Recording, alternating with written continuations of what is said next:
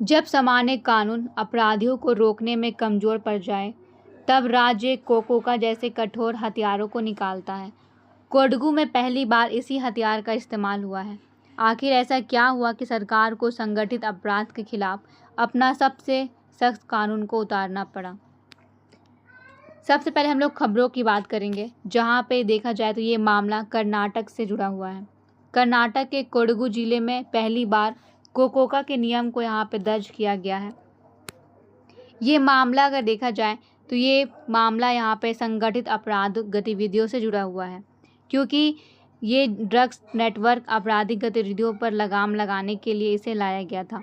कर्नाटक की सरकार ने Karnataka control of organised crime act के तहत इस मामले की यहाँ पे दर्ज जो है वो किया गया है। आखिर में ये कोकोका है क्या?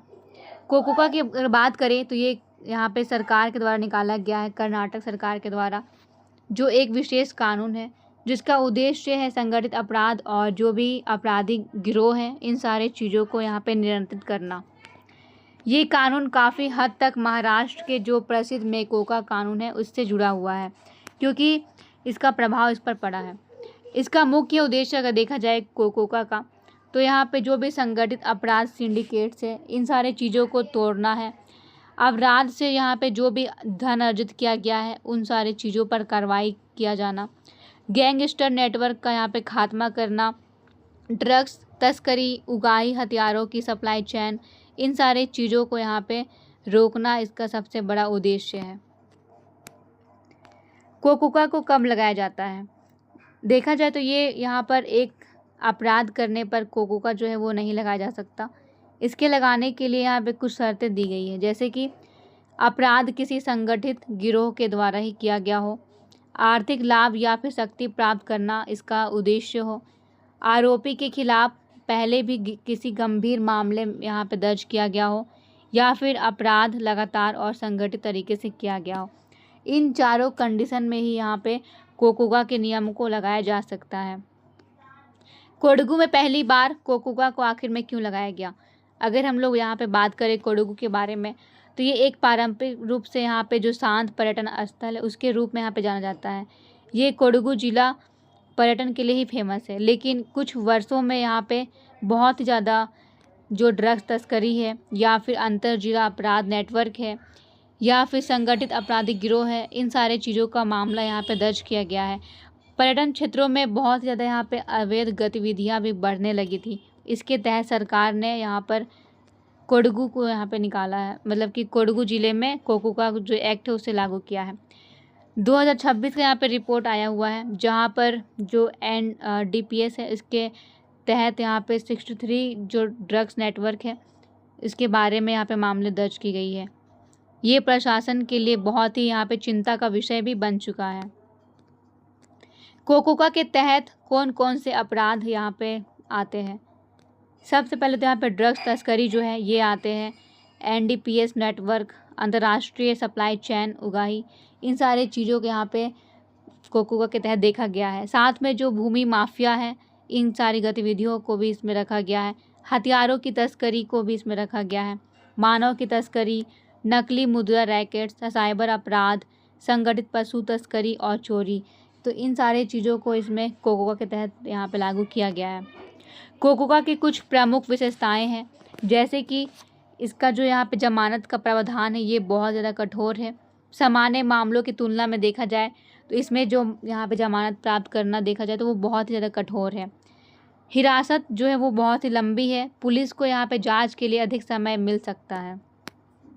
वित्तीय जांच, अपराध में जो भी यहाँ पे संपत्ति को अर्जित किया गया है उन सारे यहाँ पे संपत्तियों को ये जब्त कर सकती है, उस पर पूरी तरीके से जांच कर सकती है। संगठित नेटवर्क की जांच, सिर्फ अपराधी नहीं बल्कि यहाँ पे जो भी गिरोह है उन सारी चीज़ों को भी यहाँ पे निशाना बनाया जाएगा। अब हम लोग बात करेंगे कोकोका के नियम को लागू करने के बाद क्या क्या सकारात्मक प्रभाव देखने को मिलेगा। जैसे कि सबसे पहले इसमें संगठित अपराध पर नियंत्रण जो है वो यहाँ पे देखने को मिल सकता है।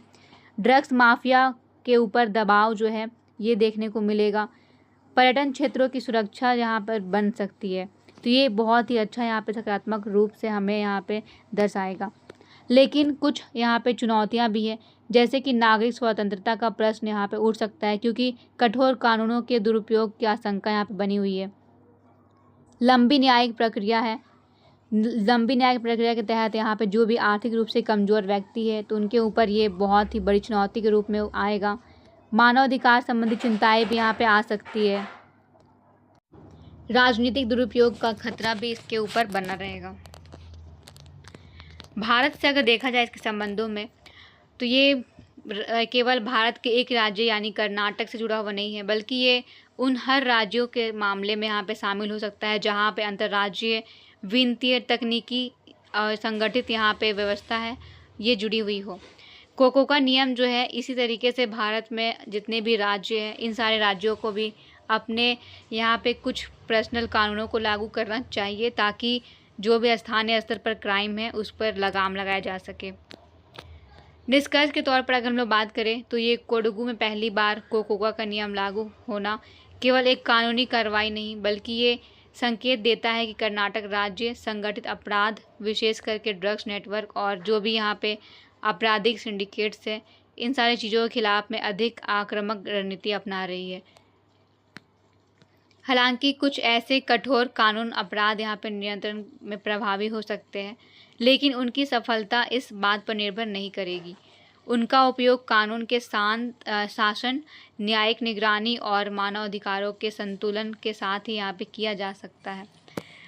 तो ये यहाँ पर देखा जाए जो यहाँ पे कोकोका एक्ट है ये बहुत ही यहाँ पे कर्नाटक के लिए एक सकारात्मक प्रभाव को दर्शाएगा, खास करके कोडगू ज़िले के लिए।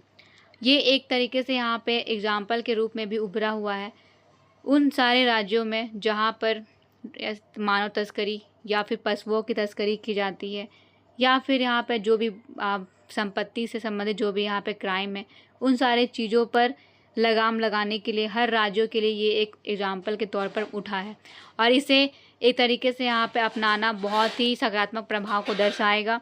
भारत सरकार को ऐसे नियमों को हर राज्यों में लागू करने के लिए यहाँ पे प्रेरित करना चाहिए, ताकि राज्य स्तर पर जो भी यहाँ पे स्थानीय गतिविधियाँ हैं उन पर लगाम लगाया जा सके, खास करके जो भी नकारात्मक गतिविधियाँ उन पर।